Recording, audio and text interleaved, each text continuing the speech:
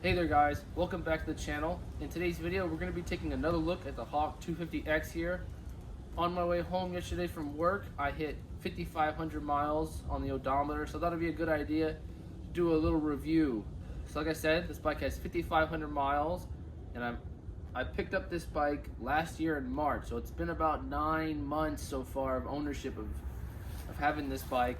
I ride this thing at least 5 out of 7 days of the week to work and back. So I just have a little, 8 to 10 mile round trip. Speed limit's 45 miles an hour, so this thing does very well. This bike has never left me stranded. I've never walked home because of this bike. I've used the reserve on the fuel tank when I got low. It got me to the gas station. This thing has been nothing but perfect to me, and all I do is the simple maintenance, right? I put a new chain on it whenever I got the bike, or relatively soon after I got the bike. I changed the oil every 1,500 miles.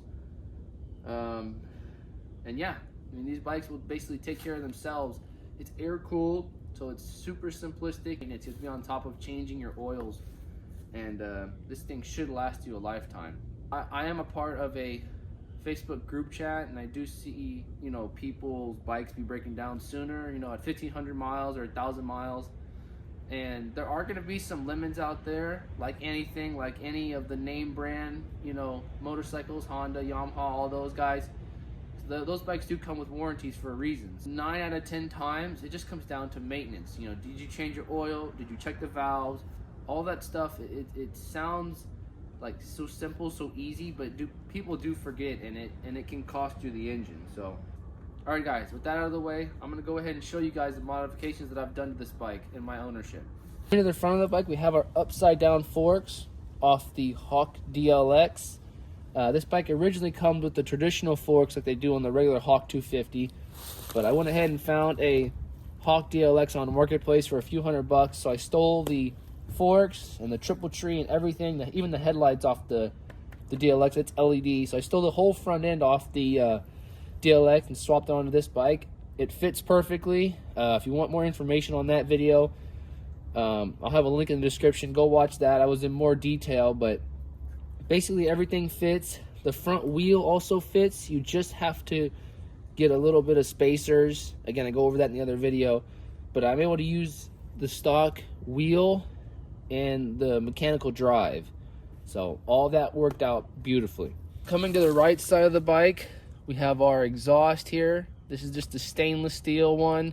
As you can see, it still kind of looks like it's rusting a little bit, but this is going to be a lot higher flowing exhaust than the stock exhaust. So I went ahead and purchased this. I think this was like 80 or 90 bucks. It sounds a lot better in my opinion. I really like it. I am running my PWK Amazon Power Carb here. I really like this carburetor. I know a lot of people run the Nibby carburetors, but me personally, with my experience with these bikes, I love these the most. I am also running a oil cooler here. I've run this since 1,000 miles. I did my first oil change because, again, I just have experience with these bikes, and in my opinion, you always need to run one of these. Now today, in the winter season, you don't need it as much. Definitely you could put a smaller one on here and be okay, but I'm just gonna go ahead and leave this on here for the life of the bike, because it's always a good idea for these bikes to run a little cooler. Last but not least, the big modification that I've done is the sprocket here. So I am running the same stock 17 front sprocket, and this is a 42. The stock gearing is 1745. And again, I do mostly street riding, so I went ahead and just put a little bit smaller sprocket on the back just to lower those RPMs. Really don't need to do that, but just for my application, I thought it'd be a good idea. And then obviously, if you watch my last videos, I did the windshield, saddlebags, and the back rack all in one video. I was a little bit disappointed this bike didn't come with this back rack, but this one was only like 25 bucks I think on Amazon, and it fits perfectly. So I'm not too upset about that, but yeah, all these mods, and I forgot to add I did some hand guards as well, just because it's so cold outside. Today I think it's going to be about 33 degrees, so I went ahead and taped all these little holes off for the hand guards. Last thing I wanted to add, we are running a lot of the stock parts still. They're still got 5,000 miles of wear on them, and that's going to be the dash here, that's going to be our controls, our wheels, our motor's the same, the back wheel is the same, and the sprockets and chain, all that are pretty much the same. I did change it out, the chain, as soon as I got it, but all this stuff that you see here is the same. I mean, not all of it, sorry. Most of it is going to be the same, right? Same seat, same guards here, same tank, plastics. So this bike so far has held up really, really well, and I'm really happy about that. Again, it just kind of comes down to how well you maintain it. You know, you don't have to be super religious on your oil changes, but you know, every 1,000 to 1,500, you need to change that oil out, and this thing will go a long time. Alright guys, that's going to wrap up today's review on this bike. But before I go, I wanted to ask you guys for some help here. And my thought with this channel is, you know, I can only modify stuff so much before it kind of gets crazy and gets out of hand. And what I mean by that is, if you know, you search up on YouTube, people are putting Ducati engines in Groms and you know, off-road Hayabusas and stuff. So people are doing crazier and crazier builds. At this point, I'm not that well. I don't have enough knowledge to be doing all that stuff. So I'm kind of more trying to figure out which way to go with the channel. I did put all these modifications on here to go traveling a little bit. So I'm kind of, in my head, I'm kind of going over options. So this bike is a 5-speed.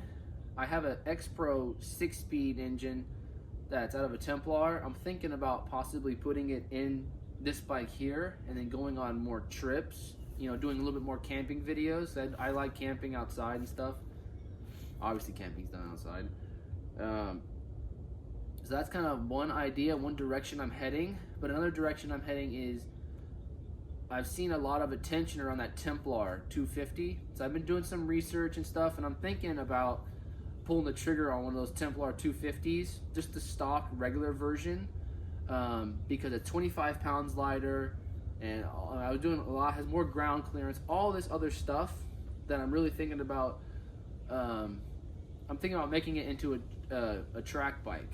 I've jumped this bike a few times. Let me tell you, it sounds like something about to break, right? It's either gonna put me on the ground or something's gonna snap on this thing, and I really don't trust this bike jumping. So I'm really thinking about pulling the trigger on a Templar and really setting it up and riding the tracks around my area. You know, the actual, I wouldn't call them supercross tracks, but you know, dirt bike tracks that people have built. So yeah, let me know kind of what direction you want this channel to go to, because I think that's kind of where I'm headed. I can't keep making modification videos forever because I'm going to run out of stuff, and then it's just going to get crazier and crazier builds. So that's kind of the direction I'm headed right now. Do I do camping videos on this bike, put a different engine with a 6-speed and go travel, you know, an hour, 2 hours away? Or do I, you know, pick up a Templar, which that bike is light years better to jump and do, you know, trail riding and track riding with, and start making those kinds of videos? So let me know what y'all want to see, if you think you'd like one or the other, because honestly, I've seen both sides of YouTube. I've seen both sides of camping videos, and I haven't seen much Templar videos, but they seem to be pretty popular, so I'm thinking about picking one of those up. So let me know down in the comments below what you would like to see, and maybe I can make something happen. But yeah, that's going to conclude today's video. Thank you guys for watching. I'll catch you in the next one. Thank you.